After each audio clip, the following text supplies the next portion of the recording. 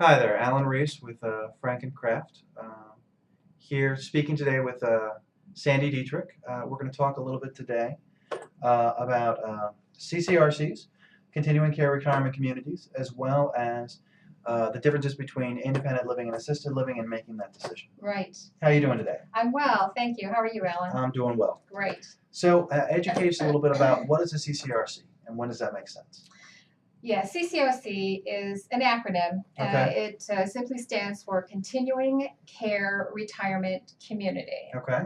So, what that means simply is that it offers all of these programs within one building, under one roof. We have independent living, assisted living, memory care in some, and skilled or rehab facility for that medical or 24-hour round-the-clock nursing care. Okay. So that provision is within that CCRC.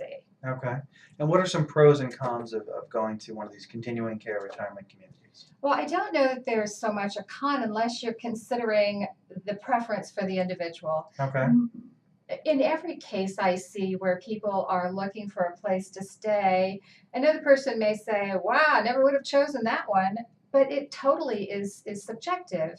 It's what I like. It's the location. There's so many things that drew me to that place. Okay. So the nice thing I think about a CCRC is that continuum of care. You have someone that begins in that spot of, I'm independent and I've come here to live because, quite frankly, the house was too big. I couldn't care for that anymore and I needed a little bit of help. But then it allows me to age in place. And if I've brought my spouse with me, then we have a whole nother area of thought behind that, in the sense that one of those two are going to get ill quicker than the other. There's going to be an incident that occurs, perhaps a fall that takes that person to the hospital. Well, now all of a sudden we're looking for a rehab center, and Right. we can stay under that same roof. If you've chosen a building that doesn't have a rehab center, then you are sent to a different facility, and then you come back to your home after that period of time is complete. So from the standpoint of not having to move around or having people around you that that's a positive, I would think. Okay. Often these CCRCs have a large buy-in requirement. You need to put down a lot of money up front. That's probably something to consider as well.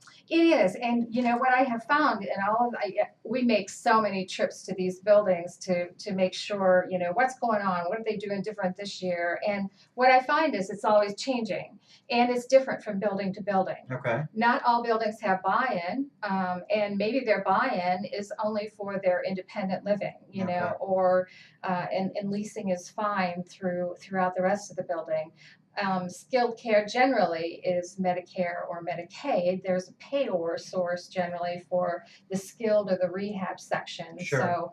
So that's why you need to be asking lots of questions. And once again, we do have those cheat sheets that can be printed up and taken along. Sure. So that the right kinds of questions to ask. Okay. Let's talk a little bit about also making that distinction between maybe where someone falls in that continuum of care, in that spectrum, and making that choice. What are the things to look for in making that sort of distinction, making that choice?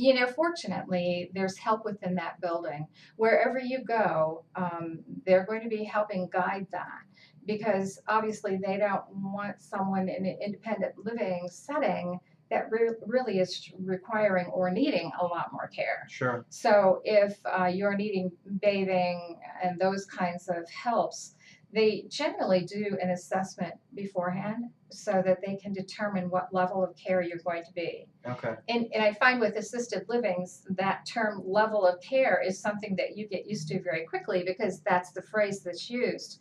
You were not needing any help, and now all of a sudden you've reached a level of care where you need to have medication reminders, or the nurse needs to set up your medicines, or fill in the blank with any number of things you may require, but that's changed now, and so then you move up to a different level of care. But always there's someone overseeing that to make sure that you land in the right spot.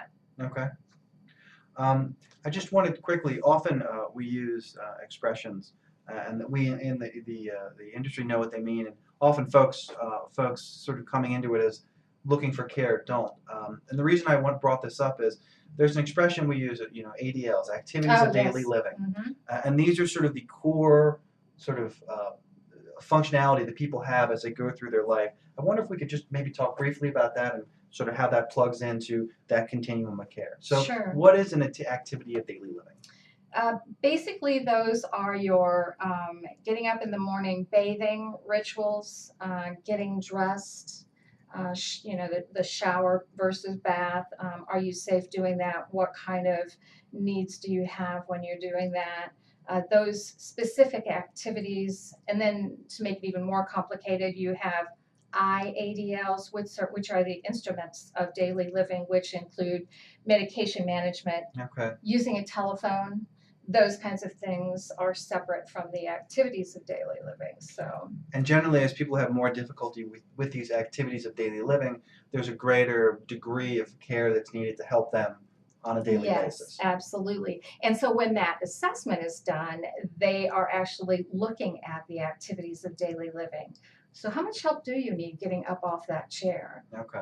Those are the very specific things that they don't just ask, they watch. Okay. They watch you walk, they watch you get up out of a chair. They want to be sure exactly of what help you do need. Okay.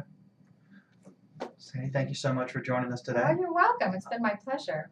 And as usual, any questions or concerns, the Eldercare channel is here to provide education and resources for everyone here in the Indianapolis area. And thank you for joining us.